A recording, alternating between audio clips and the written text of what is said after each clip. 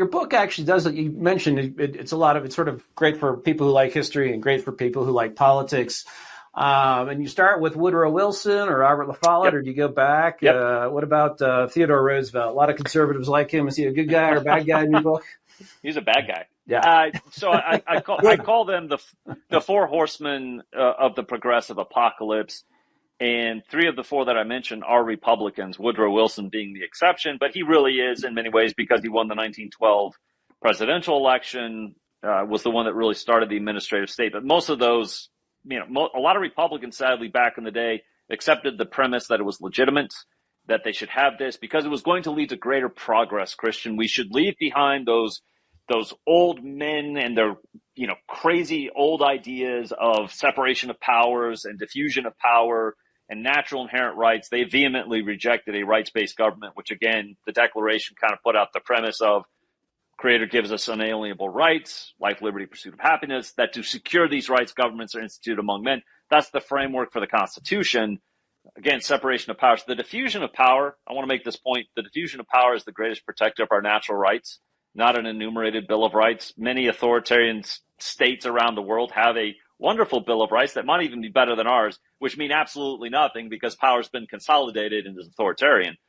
But yet, Theodore Roosevelt is very problematic for me because he became one of the leading evangelists for progressive statism, that the state was a living organism. It was salvation. Everything should be subsumed by individuals, corporations, individual rights.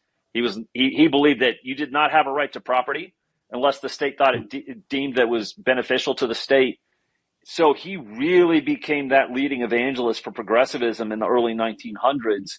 And I find him extremely problematic because he rejected wholesale the Constitution, the moral political authority of it, and again, the Republic.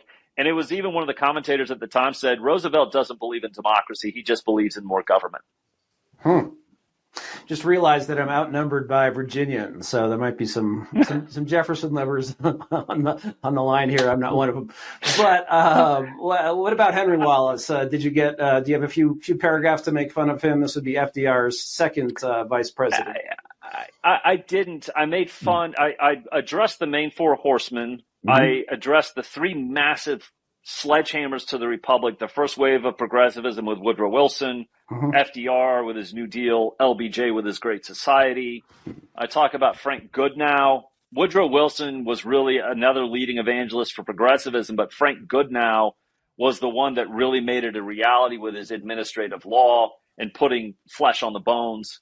The other one I talk about that I think is really problematic is a guy named John Burgess. He was a law professor at Columbia whose students included Theodore Roosevelt, who was deeply imbued with Georg Hegel's views of the state as the march of God on earth. The state decides what objective truth is, science, all of these things. The state is a living organism. Again, state is salvation. That's another important point that we should discuss because that explains the perpetual growth of government.